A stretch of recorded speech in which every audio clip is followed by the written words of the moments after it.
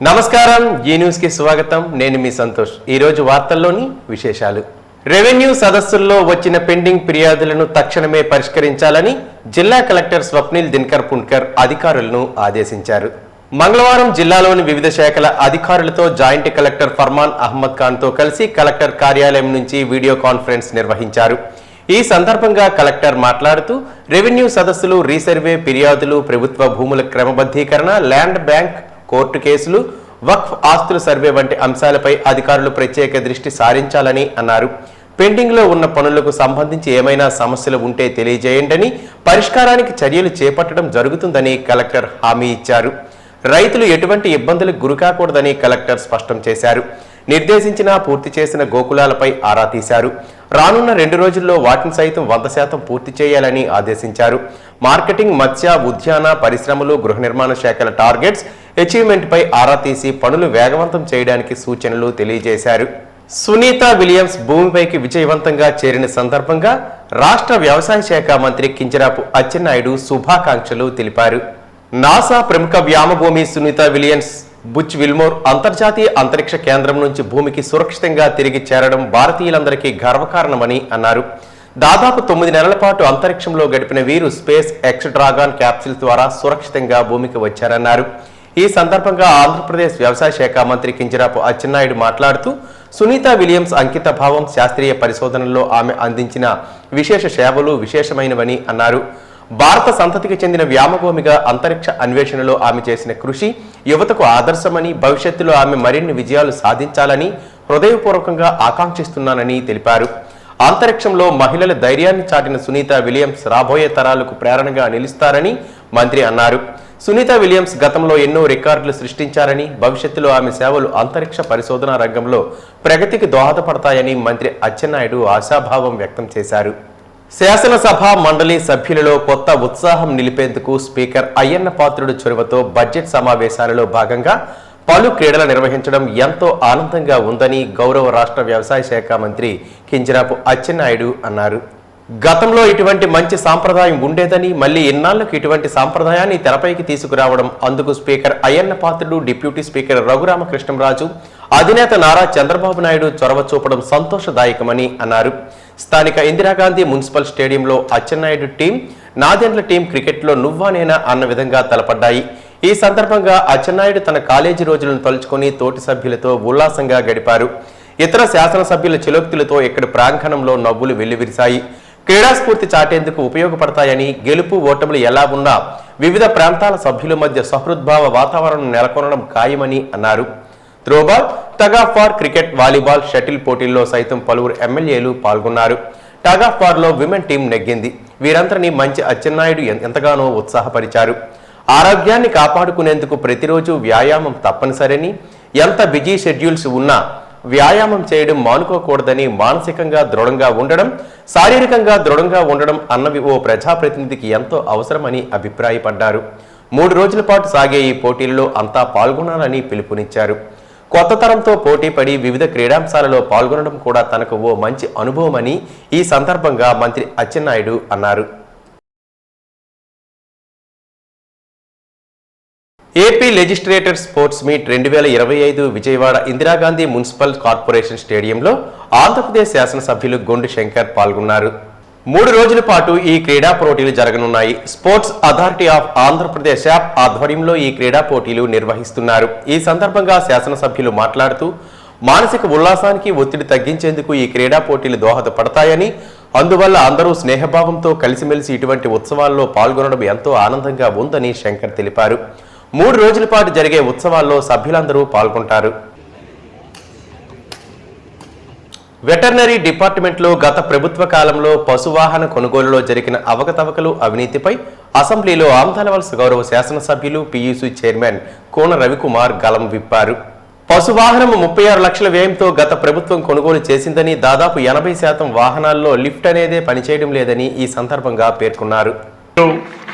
Including inbuilt ఏదైతే equipment అని చెప్పారో ఎంతకి కొనుగోలు చేశారు అధ్యక్ష? ఒక ప్రశ్న.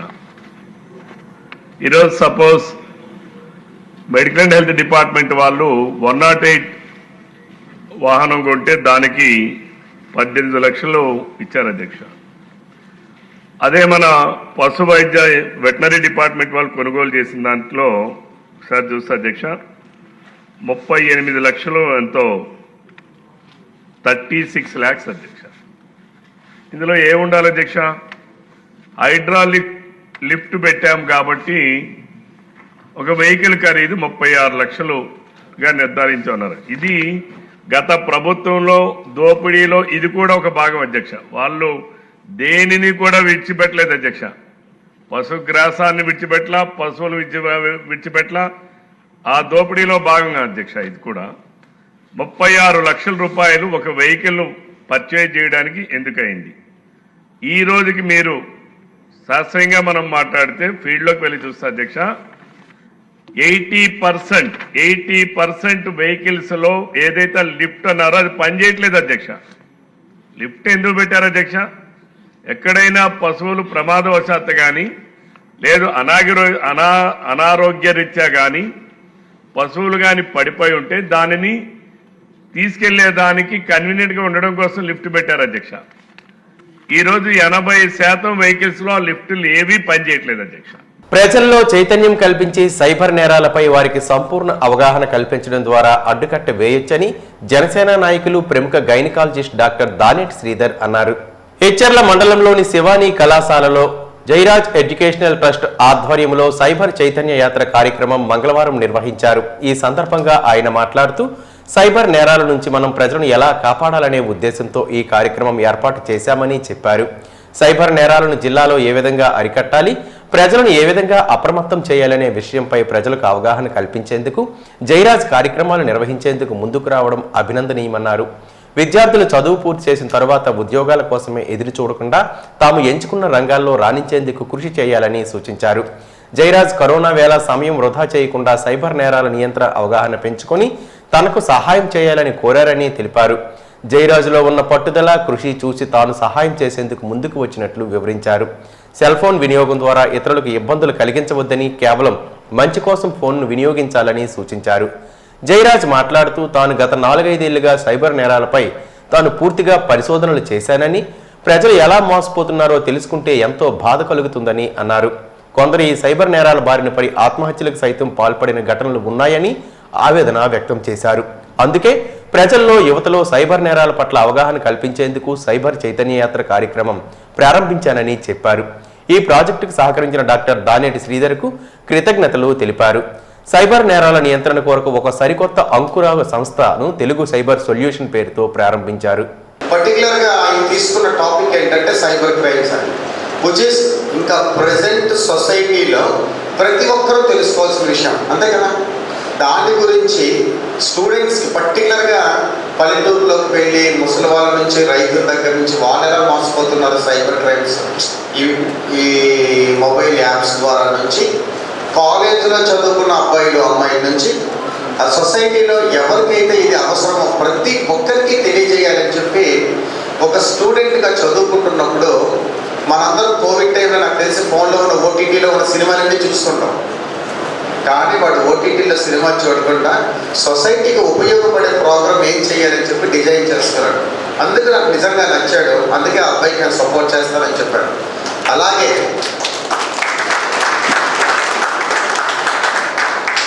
రెండోది మీరందరూ అర్థం చేసుకోవాల్సింది, నేను సపోర్ట్ చేస్తానన్నాను చేశాను అన్నది ఒక పాయింట్ అయితే, రెండో పాయింట్ మీకంటే జస్ట్ 3-4 years సీనియర్, అంతే కదా. ఒక స్టార్ట్అప్ పెట్టాలి అనే ఒక ఆలోచన, అందులో particularly most burning topic and most important topic cyber crimes మీద టాపిక్ తయారు చేసుకున్నాడు. గంజాయిని రవాణా చేస్తున్న ఒడిశా వాసిని అరెస్టు చేసినట్లు కాశీబుగ్గ డిఏడిఎస్పీ వెంకటప్పారావు తెలిపారు. ఇచ్చాపురం సర్కిల్ పోలీస్ కార్యాలయంలో మంగళవారం సీఐ ఎం చిన్నంనాయుడు, గ్రామీణ ఎస్ఐ ఈ శ్రీనివాస్తో కలిసి కేసు వివరాలు తెలియజేశారు. ఒడిశా డెంకనాల్ జిల్లాకు చెందిన తపన్ సమాల్ అలియాస్ తుఫాన్కు గుంటూరు జిల్లాలోని దాబాకు వచ్చే తమిళనాడు గంజాయి వ్యాపారులతో పరిచయం ఏర్పడింది. కొంతకాలంగా వ్యాపారులు ముత్తురాజు, సుందర్ రుధీర్లకు గంజాయి అందిస్తున్నారు. మంగళవారం 21.4 కిలోల సరుకును ఒడిశాలోని కొనుగోలు చేసి గుంటూరు తరలిస్తుండగా ఇచ్చాపురంలో గ్రామీణ ఎస్ఐ తనిఖీ చేశారు. అతని వద్ద గంజాయి సహా సెల్ ఫోన్ను స్వాధీనం చేసుకున్నట్లు డీఎస్పీ తెలిపారు. లారీ డ్రైవర్కి వాళ్ళకి కూడా సప్లై చేయడం చూసి ఆ విధంగా డబ్బులు సంపాదించాలనే దురుద్దేశంతో తన స్వగ్రామం ఒరిస్సా వచ్చి ఒరిస్సాలో అదే ఢెంకనాల్ డిస్ట్రిక్ట్లోనే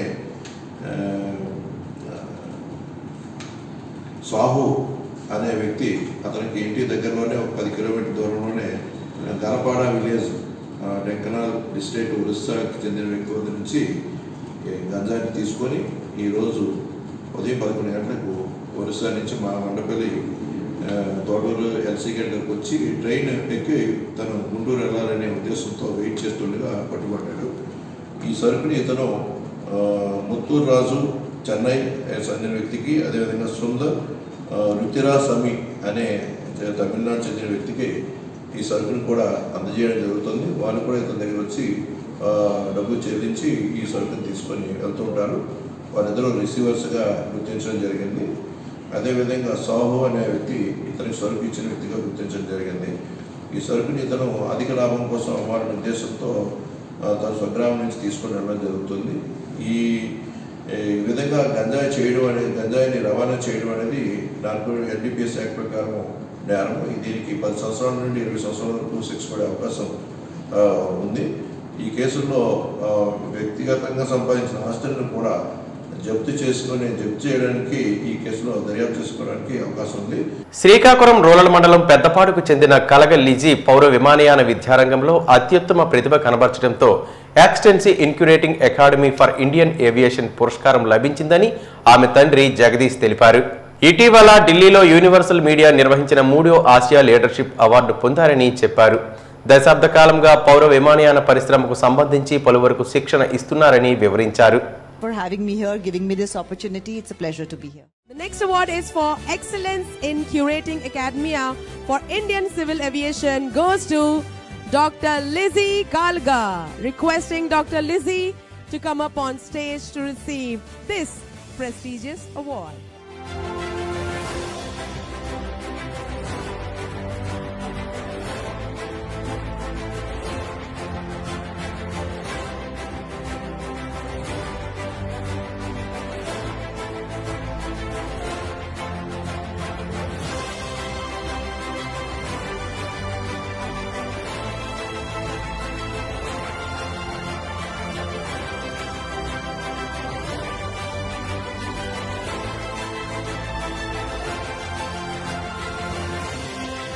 శ్రీకాకుళం జిల్లా పలాస సమీపంలో జాతీయ రహదారిపై ద్విచక్ర వాహనం దగ్ధమైంది.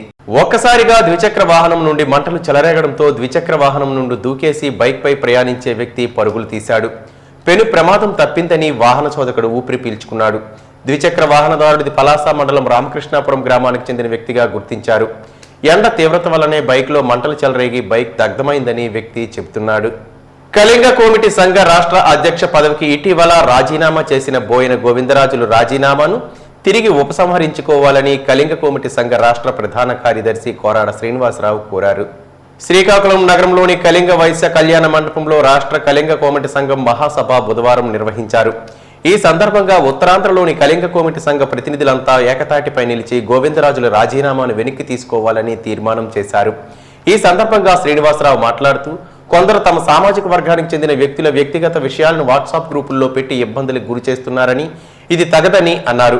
సోషల్ మీడియా వేదికగా కొందరు చేసిన అనుచిత వ్యాఖ్యల వల్లే సుదీర్ఘ రాజకీయ అనుభవం ఉన్న బోయిన గోవిందరాజులు మనస్తాపం చెంది అధ్యక్ష పదవికి రాజీనామా చేశారని వెల్లడించారు. తమ సామాజిక వర్గం సామాజికంగా, రాజకీయంగా, ఆర్థికంగా అభివృద్ధి చెందడానికి బోయిన గోవిందరాజులు ఎంతగానో కృషి చేశారని పేర్కొన్నారు. అంతా సమిష్టిగా ఉంటూ ఓబీసీ సాధించుకోవాల్సిన సమయంలో ఇటువంటి తగాదాల వల్ల సామాజిక వర్గ ప్రతినిధులు తీవ్రంగా నష్టపోతారని తెలిపారు. బోయిన గోవిందరాజుల రాజీనామా రాజకీయ సమస్యగా మారిందని, ఈ పరిస్థితికి ఎవరు తీసుకొచ్చారో ఆత్మ పరిశీలన చేసుకోవాలని సూచించారు. మన నాయకుడిని మనమే అగౌరవపరిస్తే సామాజిక వర్గ అభివృద్ధి ఎలా సాధ్యమవుతుందని తెలిపారు. ఇప్పటికైనా గత చేదు జ్ఞాపకాలను మరిచి భవిష్యత్ తరాల అభివృద్ధిని దృష్టిలో ఉంచుకొని ముందుకు సాగాలని ఆకాంక్షించారు.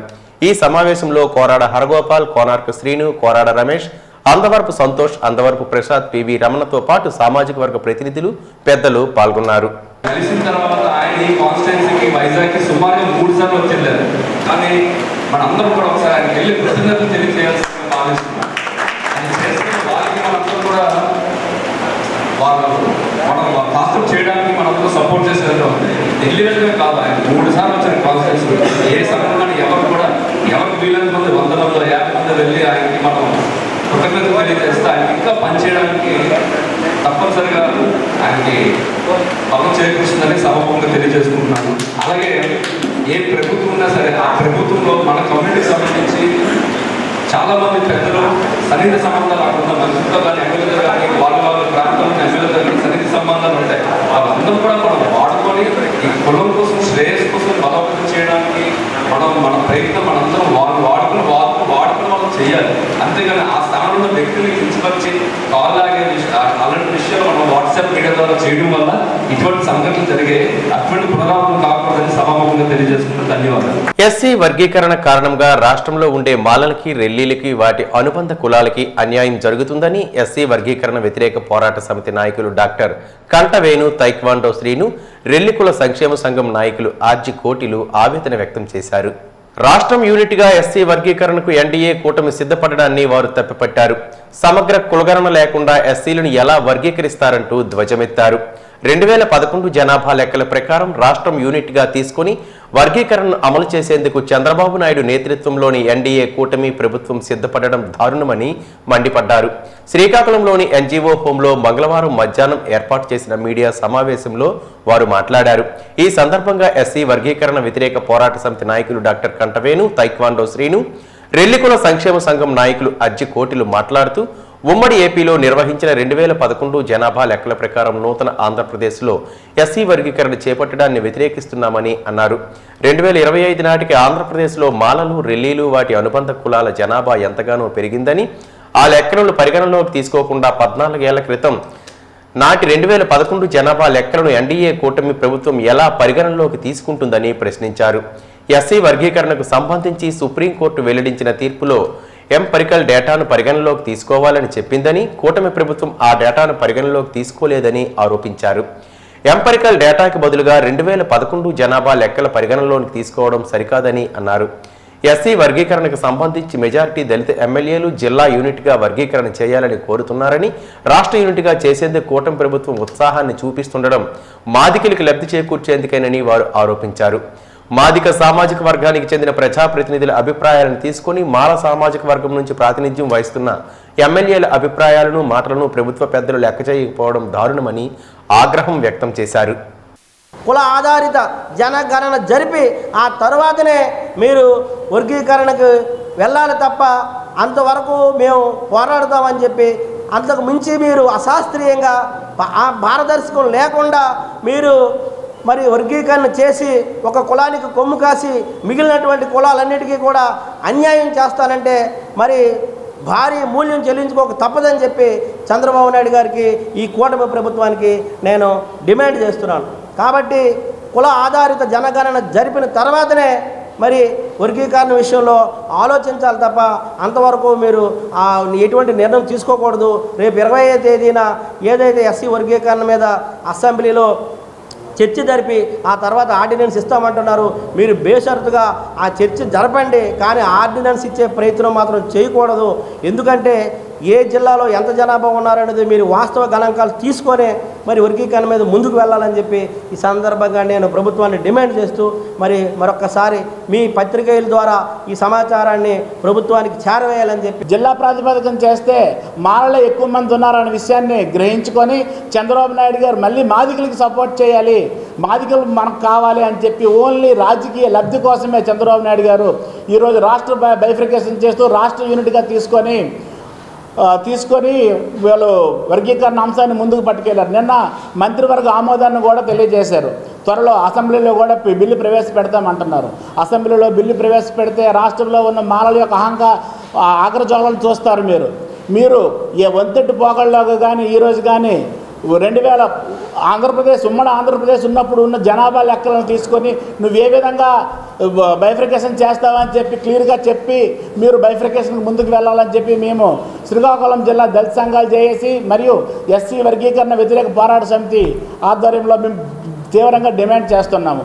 ఎస్సీ వర్గీకరణపై అధ్యాయానికి నియమించిన ఏకసభ్య కమిషన్ నివేదికను రాష్ట్ర కేబినెట్ ఆమోదించడం హర్షణీయమని ఎంఆర్పీఎఫ్ జాతీయ అధ్యక్షులు డాక్టర్ మున్నంగి నాగరాజ్ మాదిగ పేర్కొన్నారు. కేబినెట్ తీర్మానంలో మాలా మాదిగ మంత్రులు ఎమ్మెల్యేలు ఏకాభిప్రాయంతో అంగీకరించడం శుభ పరిణామమన్నారు. మంగళవారం హర్షవెల్లి జంక్షన్లోని సాయి ఆదిత్య కాన్ఫరెన్స్ హాల్లో జరిగిన సమావేశంలో పాల్గొన్నారు. ఈ సందర్భంగా ఆయన మాట్లాడుతూ ఆంధ్రప్రదేశ్ రాష్ట్రంలో 59 ఎస్సీ ఉపకులాలకు వారి జనాభా నిష్పత్తి ప్రకారం 15% రిజర్వేషన్ న్యాయబద్ధంగా కేటాయించడాన్ని స్వాగతిస్తున్నామన్నారు. ఎస్సీఏ రిల్లీ ఉపకులాల ప్రజలకు 1%, బి గ్రూప్ మాదిగ ఉపకులాలకు 6.5%, సి గ్రూప్ మాలా ఉపకులాలకు 7.5%గా పంచడం జరిగిందన్నారు. ఈ విధానం అంబేద్కర్ స్ఫూర్తికి నిదర్శనమని తెలిపారు. ఎస్సీ రిజర్వేషన్ల వర్గీకరణ రాష్ట్రాన్ని యూనిట్గా తీసుకుని విద్యా ఉద్యోగ సంక్షేమ రంగాల్లో అమలు చేయడం హర్షణీయమన్నారు. వర్గీకరణ అమలయ్యేంత వరకు అన్ని విభాగాల్లో ఉద్యోగ నియామకాలు నిలుపుదల చేయాలని సూచించారు. అలాగే వర్గీకరణ ప్రక్రియ పూర్తయ్యేంత వరకు ఉద్యోగులకు ప్రమోషన్లో రిజర్వేషన్లు వెంటనే నిలుపుదల చేయాలని కోరారు.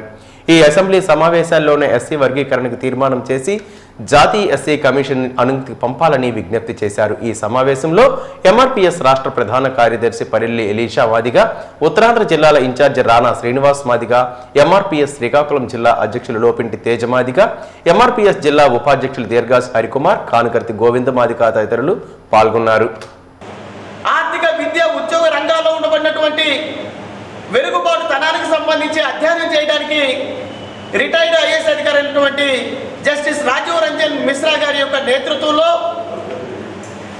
ఒక కమిషన్ రాష్ట్రం మొత్తం కూడా పర్యటించి ఎస్సీలో ఉండబడినటువంటి స్థితిగతులపై అధ్యయనం చేయడం జరిగింది.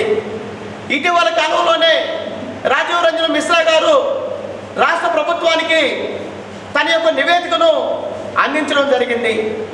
మిశ్రా గారి యొక్క కమిషన్ నివేదిక అందుకున్నటువంటి రాష్ట్ర ప్రభుత్వం వెంటనే మరలా ఈ కమిషన్లో ఏవైనా లోపాలుంటే సరిచేయడానికి తెలుగుదేశం పార్టీ నుండి కొంతమంది మంత్రులను, జనసేన పార్టీ నుండి మంత్రులను, అలాగే బీజేపీ పార్టీ నుండి ఉండబడినటువంటి మంత్రులను 5 మంత్రులుగా ఒక సబ్ కమిటీని కూడా ఏర్పాటు చేయడం జరిగింది. ఈ సబ్ కమిటీ రాజీవ్ రంజన్ మిశ్రా గారు ఇచ్చినటువంటి నివేదికను క్షుణ్ణంగా అధ్యయనం చేసినటువంటి సబ్ కమిటీ రాష్ట్ర ప్రభుత్వానికి తమ నివేదికను అందించిన తర్వాత నిన్న రాష్ట్ర కేబినెట్లో వర్గీకరణకు అనుగుణంగా తీర్మానాన్ని ప్రవేశపెట్టడం అనేది యావత్ మాదిగ జాతి తరపున మందాకృష్ణ మాదిగ గారి పక్షాన పెద్దలు ముఖ్యమంత్రి వర్యులు నారా చంద్రబాబు నాయుడు గారికి, అలాగే ఎన్డీఏ కూటమి నాయకత్వానికి ప్రత్యేకంగా మాదిగ జాతి తరపున ప్రత్యేక ధన్యవాదాలు తెలియజేస్తున్నాను. రైస్ మిల్ కార్మికులకు కనీస వేతనాలు ఇవ్వాలని, పీఎఫ్, ఈఎస్ఐ చట్టబద్ధమైన సౌకర్యాలు అమలు చేయాలని రైస్ మిల్లుల వర్కర్స్ యూనియన్ రాష్ట్ర కన్వీనర్ బి వాసుదేవరావు డిమాండ్ చేశారు. సిఐటియు అనుబంధ రైస్ మిల్లుల వర్కర్స్ యూనియన్ జిల్లా 4వ మహాసభ కోటబొమ్మాలలో జరిగింది. ముందుగా కొత్తపేట జంక్షన్ నుండి కోటబొమ్మాల సంత మైదానం వరకు ప్రదర్శన నిర్వహించారు. అనంతరం జరిగిన రైస్ మిల్లుల కార్మికుల యూనియన్ జిల్లా కన్వీనర్ హెచ్ ఈశ్వరరావు అధ్యక్షతన జరిగిన మహాసభలో ఆయన మాట్లాడుతూ రైస్ మిల్లుల యాజమాన్యాలు కార్మికులకు కనీస వేతనాలు ఇవ్వడం లేదని, పీఎఫ్, ఈఎస్ఐ అమలు చేయడం లేదని అన్నారు. కార్మికులకు చట్టబద్ధమైన సౌకర్యాలు అమలు చేయకుండా తీవ్ర శ్రమ దోపిడీకి గురి చేస్తున్నాయని అన్నారు. రైస్ మిల్లుల యాజమాన్యాలు కార్మికుల పట్ల నిర్లక్ష్య వైఖరి వీడి వెంటనే సమస్యలు పరిష్కరించాలని డిమాండ్ చేశారు.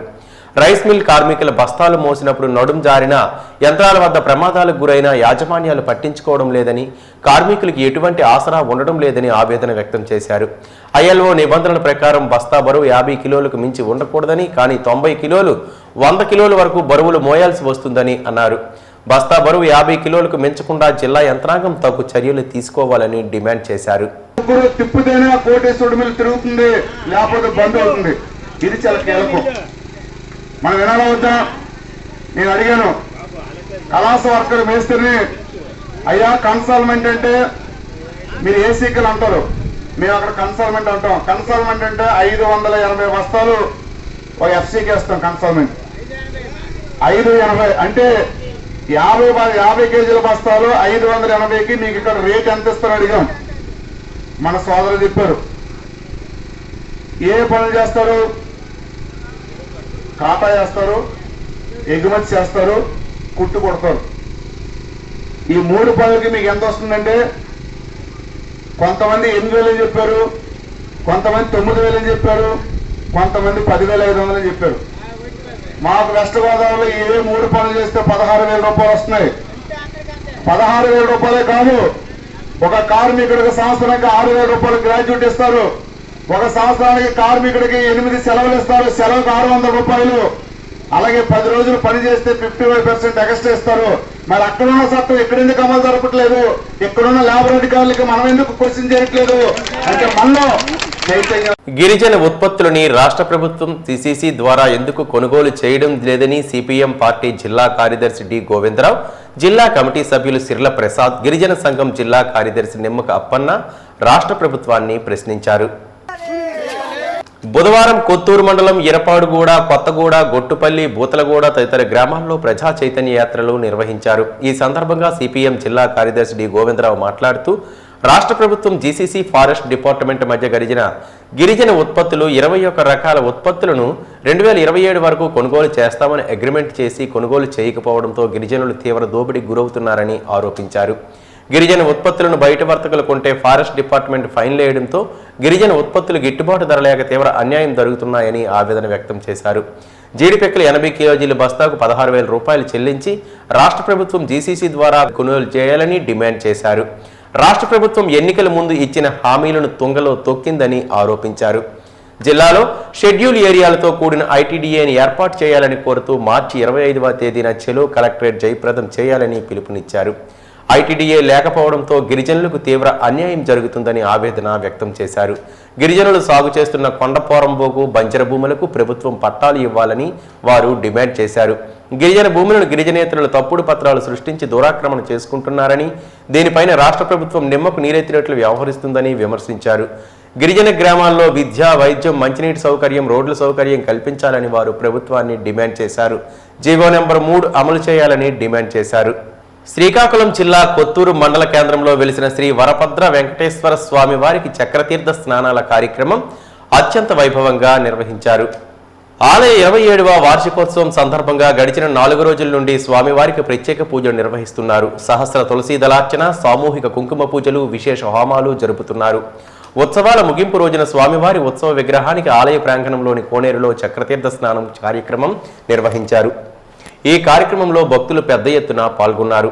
స్వామివారి విగ్రహం నీటితో కడిగే సమయానికి భక్తులు కూడా అదే కోనేరులో స్నానమాచరించారు.